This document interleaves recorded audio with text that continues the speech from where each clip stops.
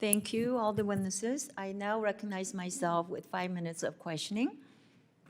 The DFC certainly has demonstrated its ability and its effectiveness to use our taxpayer money very wisely. As noted in my opening statement, in the fiscal year 2023 alone, the DFC's revenue exceeded costs by $341 million, and that is the money returned to our U.S. Treasury.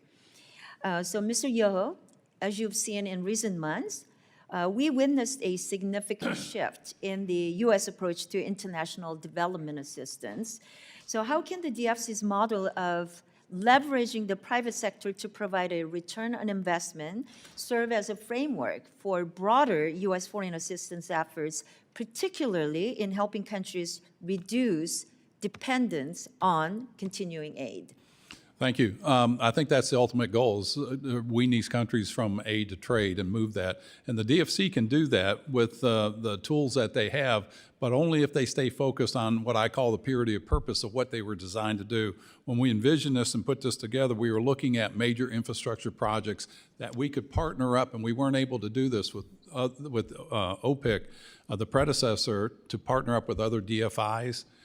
From other countries, or to bring in that private equity. And what they needed to have an investment vehicle that we could come to the table first with.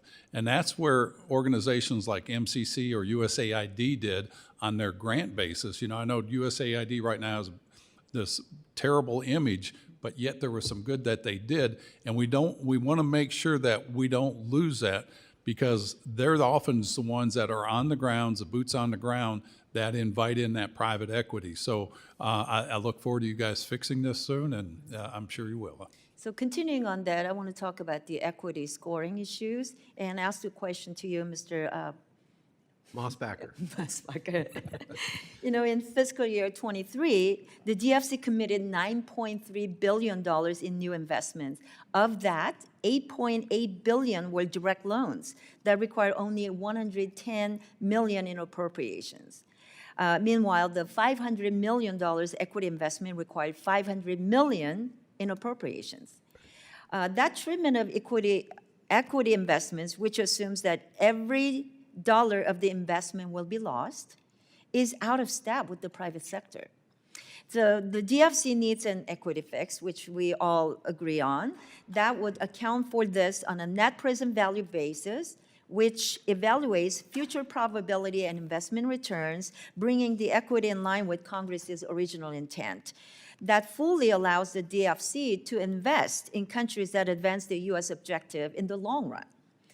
So could you talk to us about OPIC never had the ability to make equity investments, right? So can you explain to us why the DFC's ability to make equity investment is so important, and how would this ability have changed your approach to OPIC? Okay.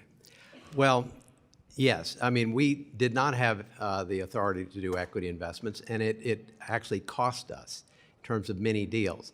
Even going into private equity funds, which OPIC did for years as senior secured debt, we were sort of the skunk at the party, because when you exited those funds, OPIC came out first, got its principal back plus interest before any of the other investors got a return. And so it was not well received internationally, and many who were our allies did not like to be in funds with us. Today, I would say equity is even more important than it was back then. Equity is so critical, particularly as we look at how we're going to counter China on some of the competitive deals in the infrastructure or critical minerals. We have to have access to equity authority that's treated on a net present value basis. The way I've always explained equity is, or the issue of how to account for it on a net present value basis, is say it's a little bit like a $100 loan at the bank. The bank has a loan loss reserve. That loan loss reserve gives you some sense of what's the probability that that loan's going to default or go off the ditch. We could use a small portion of funds as subsidy, it's called in this context, to cover loans or cover investments that, frankly, will probably turn out to be very productive. But the lack of capacity, because we have to charge these on a dollar-for-dollar basis, is a huge impediment to our performing at that level. I'd just say one more thing.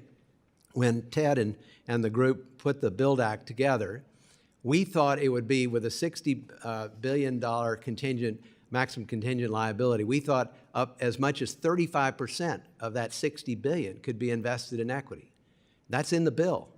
And so we anticipated it being a huge piece of our toolkit, and clearly it hasn't been. So that's been a wonderful, an unfortunate piece of this. Well, thank you.